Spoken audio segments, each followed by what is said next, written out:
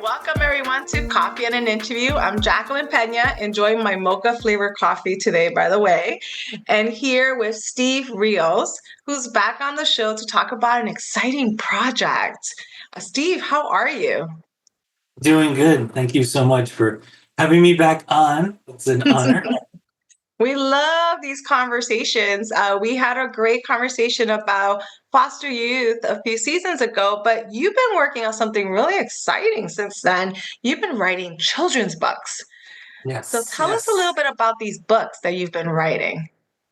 Well, yes, I've been writing children's books, and they're called the Oly and Opi series.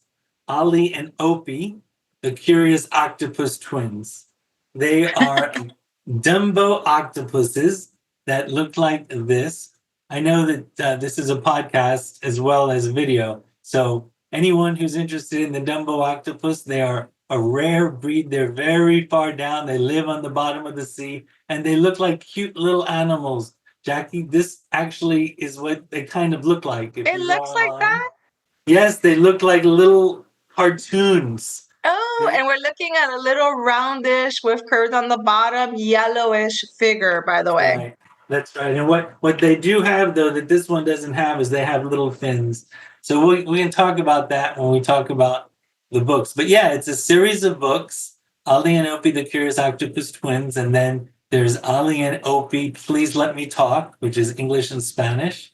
And then we have Oly and Opi, the Board Book Series, which is just the same story as Oly and Opi, but a little bit different that I'll get into. And then there's one about numbers and colors and one about point and tell. Those are for the littlest kids. The Spanish and English one can go up to age 10 or 11, actually. Oh, wow. So you cover quite a range of ages with your books. So tell us a little bit about the main book, the first one you wrote. What's the premise of that book? Why did you write it? And what's going on with these octopus twins? Yeah, right. So basically, I had started out to write a novel, believe it or not. And I have Oh, 10 chapters of a novel related to octopuses on the yachts of super rich people. And as I got to the middle of this novel, I thought to myself, this is getting really complicated because I want to, I'm writing about yachts, which I don't really know about, and then the deep sea. And I said, why don't I just take this idea of octopuses and turn it into a kid's book? And so that's what I did. So Oly and Opi, the Curious Octopus Twins, were born or hatched in my mind. And then as I was talking about them or starting to write about them, it occurred to me that and my research showed me that these octopuses it's like the only octopus where the mother doesn't die when they're born. Because, a lot of people may have seen My Octopus Teacher or heard that octopuses nurture their thousands of eggs and to the point where they are depleted. They have no energy. They may stay there for months while these little ones are nurtured, the eggs. And then that's it for her. But with with the Dumbo octopuses, because they're so far down in the water, they actually place a few eggs here and a few eggs there, and then move on and keep living. So they don't have to they don't have to nurture these eggs. And so when these little guys are born, just like the other ones, they're ready to go. oh, wow. So that's what happened in the book. In the book, Oly and Opi are placed by their mother in a clam. Oh. And and that's really what happens. The real octopus mothers place their eggs carefully, some under a rock, some in, shells. And, I didn't even know this before I Wow. put them in a clam. To And then protect them, to to protect them. protect them, exactly. And then they're hatched, and if they're so far down in the water that the blackness and they're so tiny that the darkness kind of protects them. But in my situation, I couldn't have two little tiny things not being protected. So that's where Tia Pinky comes in, which is a toadfish, and it's a toadfish. It's a fish with feet, and so the story is that the mother had to leave, and Tia Pinky was there to help them. And so, Mm. when I say the mother had to leave, and now wait a minute, you're talking about a children's book where the mother leaves? What's going on there? And so it is, it's a niche book. Mm. The books that I've written afterwards are for all populations and all children, and there's no mother leaving and baby octopus is crying, which is in the original book, because it's a very special book.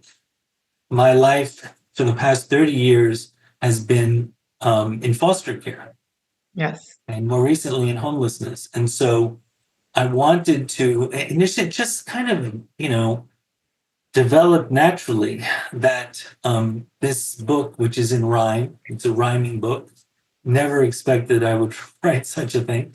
And, it talks about the mother leaving and Tia Pinky taking care of them. And it even goes into the children at one point saying, "Where's our mom?" And this is what I heard. I've heard this for 30 years in the foster care field. So it's interesting. I've been invited by a number Mm. of foster parent organizations to present the book, to read the book, and the children love seeing it. And, it doesn't have to be black children or white children or Indian children because it's a purple octopus and a yellow octopus. So it could represent anybody. Wow, it's an amazing, intriguing how your other life path, passion area, foster youth, crossed over with your creative writing path and helped navigate this process and create a story that is not the norm in the more widestream, mainstream children's books, but it's still an important conversation to have, right? And a difficult one. Lots of difficult conversations I can imagine come out of this book. Exactly. No, thank you so much for, for mentioning that. I have gone to a number of, like Learning Express type stores with the book, and the managers have liked it. And they've said right off the bat, we don't see this. We just don't Mm. see anything like this. And then, of course, she loved the illustrations. I'm not the illustrator. The illustrator is a young man from Morocco. And then another illustrator is from Costa Rica. So the illustrations really catch people's attention too. They're bold and bright. You had mentioned that as well. Very engaging for our readers if you decide to check out the books, and we'll share more information towards the end because you can definitely take a look at them on the website. The colors and the simplicity but still colorful landscapes, they are very engaging for different age groups and draw you in. At least that's what I felt when I looked at them. Thank you. Yeah. And we tried to make them accurate. The reality is that deep down in the sea, there's not the kind of variety of corals and fish that you may see in the coral reef, for instance. And for that reason, you see very, limited amounts of plant life, and Mm-hmm. you don't see obviously no green down there because there's no photosynthesis. And we actually passed it by not only reading experts, including the former president of the National Reading Association, teachers reading, but we passed it by deep sea experts. And Oh. we asked them, what about these corals, or what about these flowers, what about these colors? And then we changed it based on their input.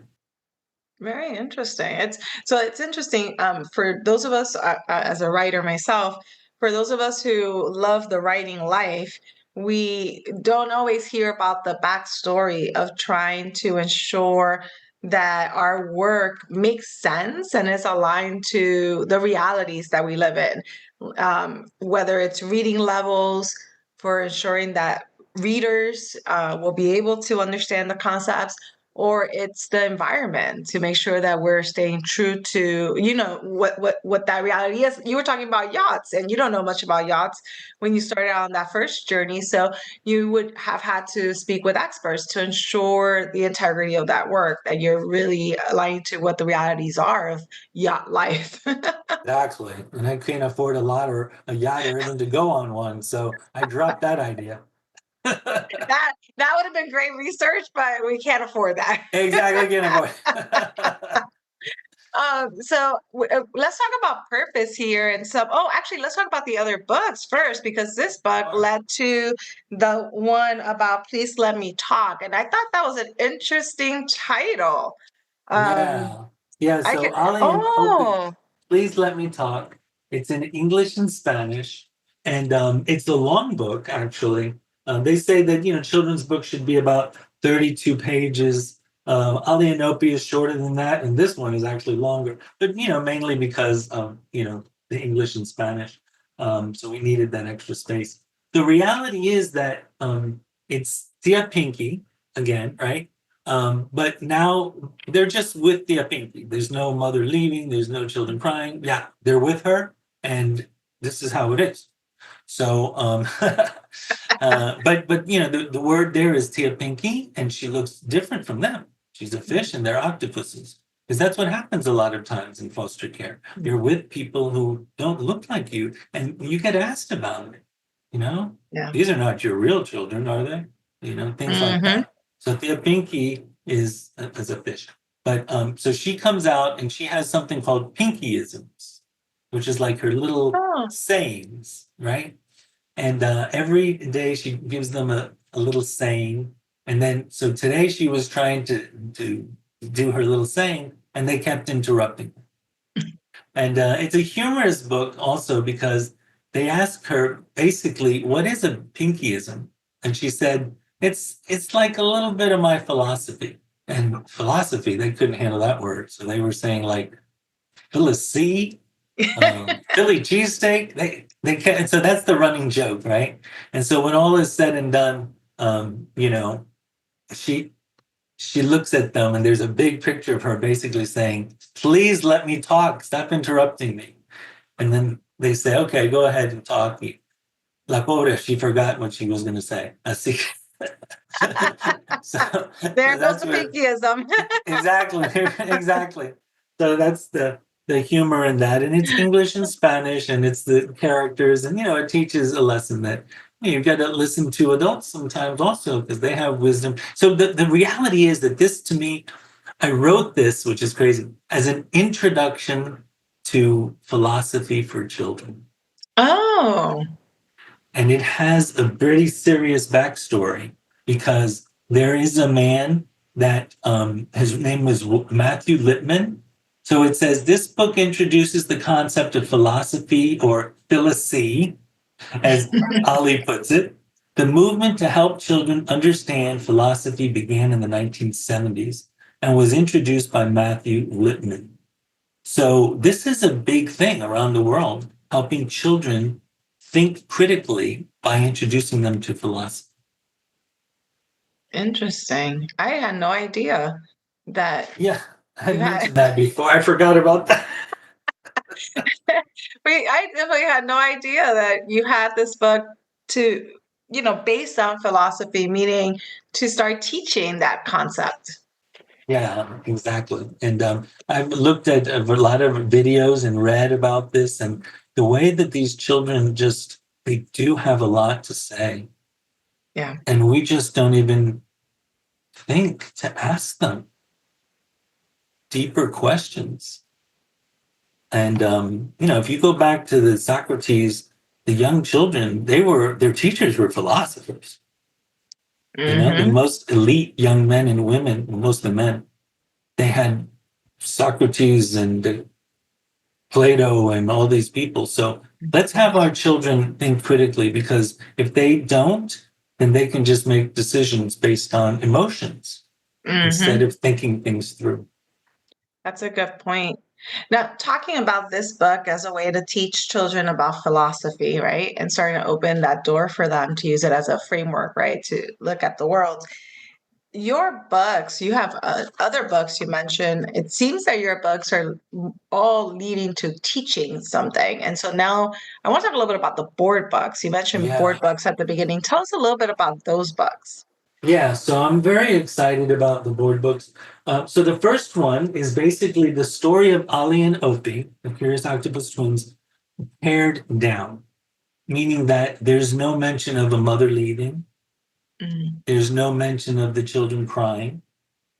It just says, and they are with their Tia Pinky.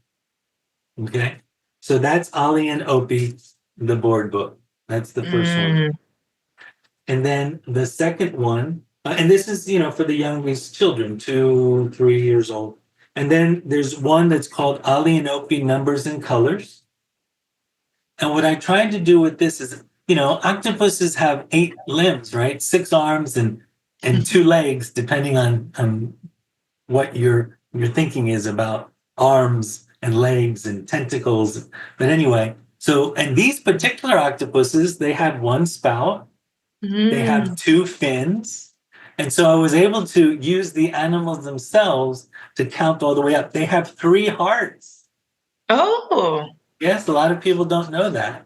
And so I used the octopuses themselves and then 4 plants I had. And, you know, we introduced some of their characters, but also I introduced different colors. Like, for instance, it's not just red and green and blue. We have the color violet.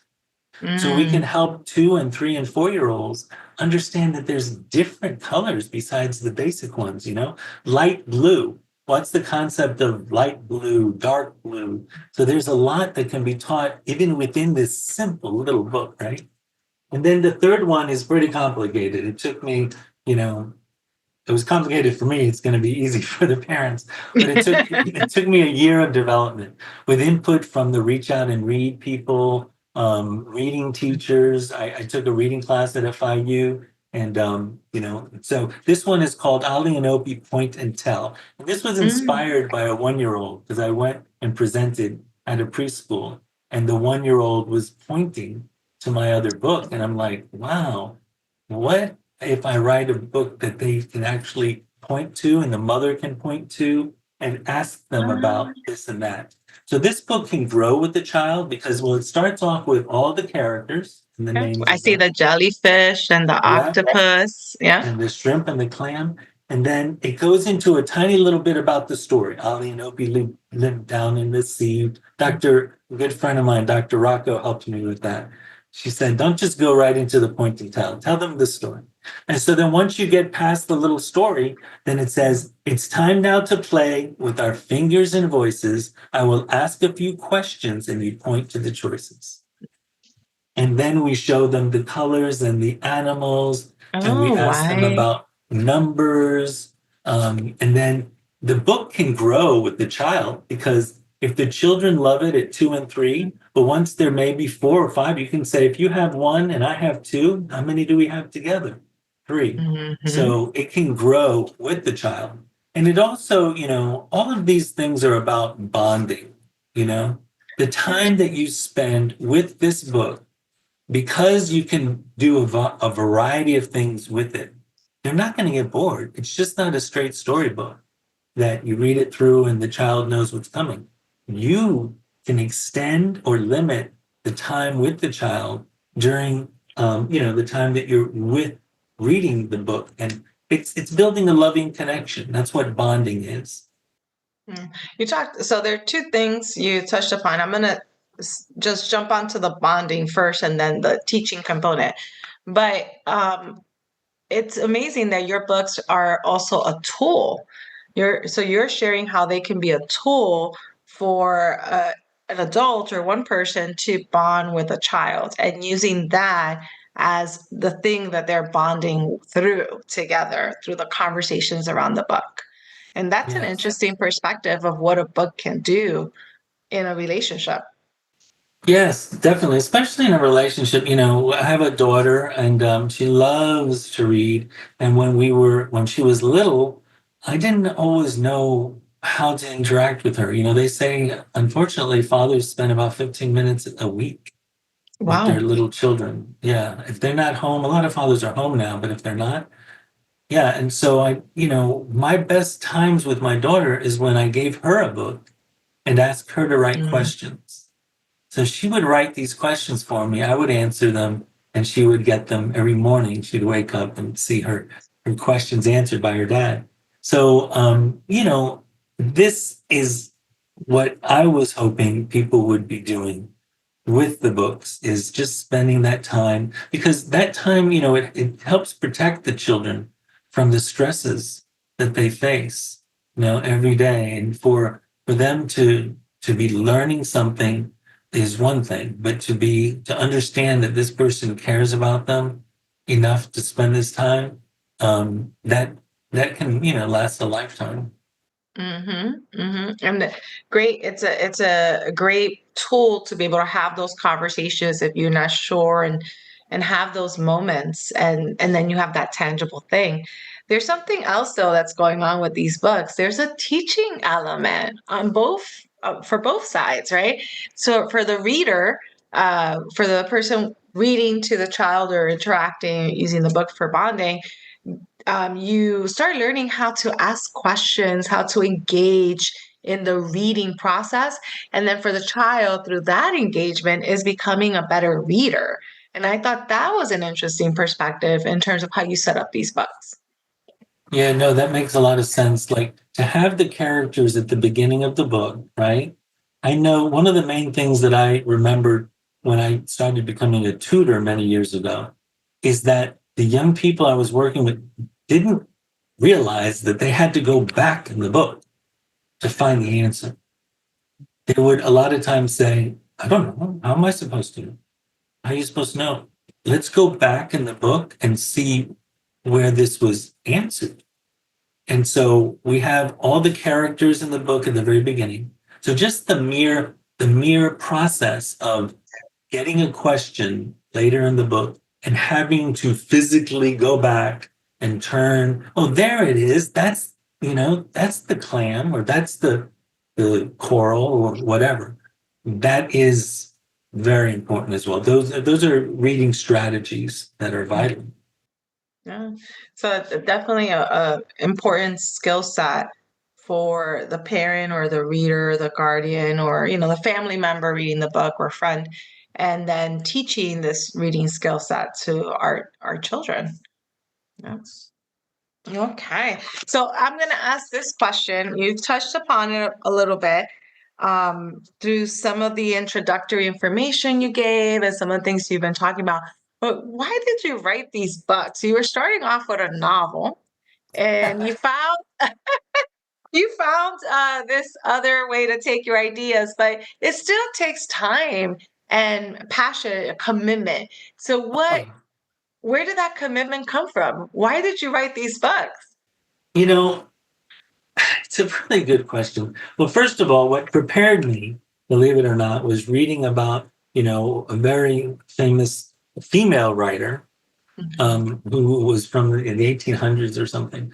And basically what she said is, um, what we need to write is a room and some money. Basically, she said a room for privacy and to have your time alone, and the means, right? Mhm. And so fortunately, my wife and I have, kept our expenses down, because I didn't realize that, this book is it's going to take so much Yeah. money, thousands of dollars to create a children's book, right? For the illustrations and the editing and now the printing and the Mhm. shipping. So fortunately, I had that opportunity, and I just kind of needed an outlet besides my work. I in the past, I always played tennis or racquetball and things like that. But I'm more not so much action as, with the mind, right? And so I found this as a wonderful outlet. Why? I got stuck on octopuses. I don't know.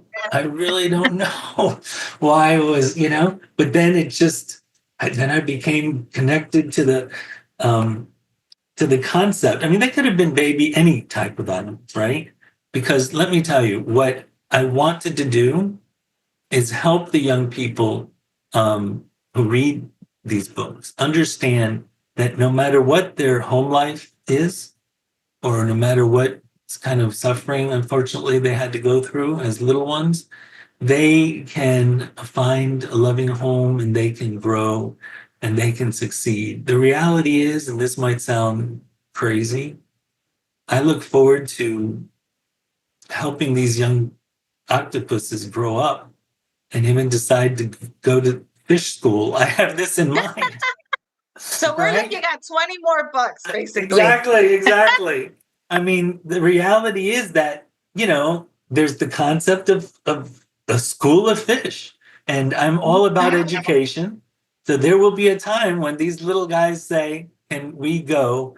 Because they have a friend who's a fish, a little white fish. So there's going to be a day when they're not going to be toddlers anymore, and the white fish is going to go to school, and they're going to be like, "Can I go?" Well, that's a fish school. It's not for octopuses. So who knows? So, because, Oh hey, my gosh. trying to get my foster kids, I mean, for the past 20 years, that I've been putting these young kids in foster care into college, and the state of Mhm. Florida now can boast that we have more than 4,000 young men and women from foster care and homeless settings who have graduated, most of them with a bachelor's or an associate's degree. So, Woo! yeah, That celebration, yeah. Those definitely amazing numbers with the work you do, and you tie everything to that passion of education. I think a lot of us we have our why. We might not all know our why. What is our purpose? What's the thing that propels us? I think you and I are similar in that it's education related. And so that why goes into your books. And now you're telling me that your octopus, Ollie and and Opie, the octopuses are going to grow up along with the readers because apparently they are going to go to elementary school and then middle school and then high school. exactly. That novel might happen with the yacht by It the might, time they're in their you know what? 20s. When they grow, what are they going to study in college? Who knows? Who knows? Who knows? We might have to find a yacht for the research to hang out Exactly. on.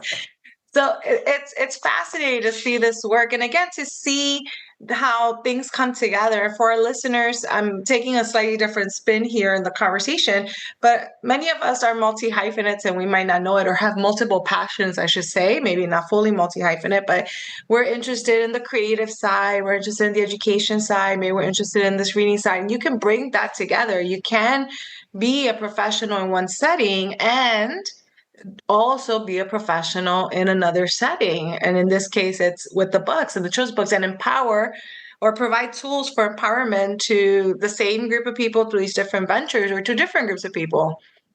So definitely you're a living example of that, Steve. Yeah, thank you. So So are before we you? Your start, podcast is so exciting, and I commend you now for going into your third season. oh, Awesome. thank you. Also, and our listeners might not know, Steve is the finale of season 3. Ah, So that's a wonderful bookend right there for the season to have this lively conversation about something so important centered on education. So thank you for that. I'm going to bring up something funny too. So when we first started today with the recording, I mentioned the hat. So I know our listeners, you can't see us right now. I'm, wearing my glasses and my sweater, and Steve has this fun hat like he should be at the beach. And I'm like, oh, you're in your role. You're in that setting. You're exactly, exactly. Well, the reality is that I was supposed to be wearing my octopus shirt, but my wife also has a home office, and she's in there on the Zoom, and so I don't have my octopus shirt on. But if you go to the website, you can see me with my octopus shirt and my fedora, moving into the kind of character as a writer. oh, love it with his fedora and his shirt and all things octopus. Tell us Yes. about your website. What will we find on your website, and what is your website address? Sure. Well, it's deepseamedia.org. Because that is the Doing Business As. It's a nonprofit. Mhm. It's actually NPO Library. That's my nonprofit for those who want to look me up on the business search. But deepseamedia.org is for the Curious Octopus Twins. And it's a simple website. You can click on where it says books. And it's a promotional site, meaning that you can actually read the books. Because, if a few people use the website to read their books for their children, that's wonderful. But hopefully people will read it, look at it, being able to see the entire thing and not just a couple pages and say, you know what, let's buy some of those for our library or for our children's program. So so all the books are there. And then there's a section called media, which shows that, I've been honored to have been written about by some newspapers, and so that's in there, including the Miami-Dade College newspaper. So very Nice. exciting. Then there's a gallery section and just a place to contact us. So it's very, straightforward, but most of all, the books that are there so people can see exactly what we're offering. Yeah, and that's very generous of you, by the way, to allow us to be able to see the books online and be able to engage with them for free, especially if we have limited resources, while Exactly. we decide what's the best way of which one should we get, what's the best way of getting those books into our home, our library, or school. Yeah. And speaking about that, the books are on, not the board books yet, Mhm. but the books are on Barnes and Noble Oh, good. and they're on Amazon as well. So you could go on there and just type it in. I was so excited the other day. I typed in just Oly and Opi and all these search optimization came up. And I'm like, I didn't even pay for search optimization. And there I am. Woo! Not too many Oly and Opis out there. So I rise to the top. Nice. That's great, actually. That's the business side of things. As an author, or if you're running a nonprofit, how do you get out there? And definitely in terms of the writing, a lot what you're doing, I've learned a lot just from your strategy, your design, your research, your approach, your alignment with your why. That has been very, very, very educational for me. So thank you for sharing all that with us. Sure. Well, there was a lot of there was a lot of research that went into even Yeah. understanding the business Mhm. component. I mean, the reality is that there was the process of getting the books written. That's one thing, and now I'm moving into an arena that's not my strength, which is the marketing. Sales. Yeah, the sales of it. I mean, Mhm. the reality is that, I finally wrote even my sponsor letter today and I put my wife's name on the first sponsor letter because I hope that at least she'll give me a couple of bucks.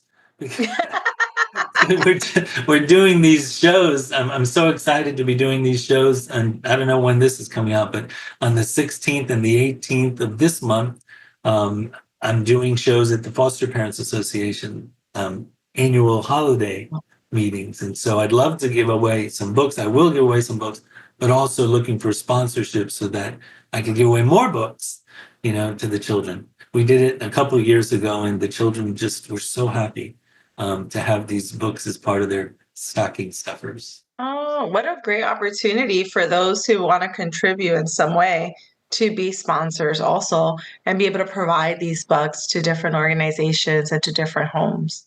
That's a smart idea. There's so many different groups who are serving these young people. You know, Florida, I just want to put a plug. Florida is really wonderful when it comes to foster care, supporting young people, foster parents, and especially the transitioning young adults. It's wonderful. And now I'm working with homeless students more than ever in a hands-on situation. And so it's not going to take much to be able to say that Ali and Opie, if they didn't have this little clam, would have no home. Yeah. The reality is that the Dumbo octopuses, they have no home. They just float and float and float and drift and float and drift all the time. Very few Wow. octopuses have homes actually, but they did find some. They found some that have a colony. It's very rare though. Wow. Very powerful analogy there too. That just makes you think. And again, it's that intersection of creative writing and reading, but of your why and the people you serve, right? And you're serving our foster youth here in Florida. Very powerful. Yeah, Yeah. So we've had quite an interesting conversation. We've talked about your fedora. We talked about your books. We talked about the yacht that we're never going to get on. No, I'm just kidding. exactly. But we've definitely talked about I'm going to go back to your books and the mission there, the purpose with the books and the power of these books in bonding opportunities and in learning opportunities. Is there anything else you want to share that with our audience, with our listeners, in terms, final thoughts or advice or anything I didn't get to ask you? Well, no, you did a wonderful job covering a Oh, lot of, thank you. yeah, just pretty much everything. No, I could just thank you so much for this opportunity to share with your audience this passion project of mine. And thank you for being so supportive over the years in a number of roles that we have encountered each other. Yes. It's been an interesting journey, and I truly appreciate you. I learn a lot every time we come together, whether it's in a traditional office setting or a podcast episode, and or a phone call just to catch up. And I hope our listeners have learned a lot from you. But I know, in terms of me personally and professionally, you've been really instrumental in a lot of things that I've learned and decisions I've made. So thank you so Oh, much wow. for, yeah, yeah. You got me Thank already you. thinking about how to divide up some of my writing ideas. You have no idea. Oh, my. Um, Yes. Great. but and truly, we can catch up on that. But it's always great to connect with wonderful colleagues, and for our listeners, lots of great opportunities here to learn. We're grateful for the free resources online, so that if you're not able to afford or get to the books right now, you can definitely check them out on your computer or on your phone, on a tablet, and start engaging with the text and use them as a way to bond or engage with youth or to teach some reading skills. I think it's a wonderful opportunity. So thank you for that. And thank you for being on the show. My pleasure. Thank you for having me, Jackie. It was wonderful to be able to spend time with you again. Our season 3 finale, folks. I hope you enjoy it. And this is Coffee and an Interview. See you all season 4.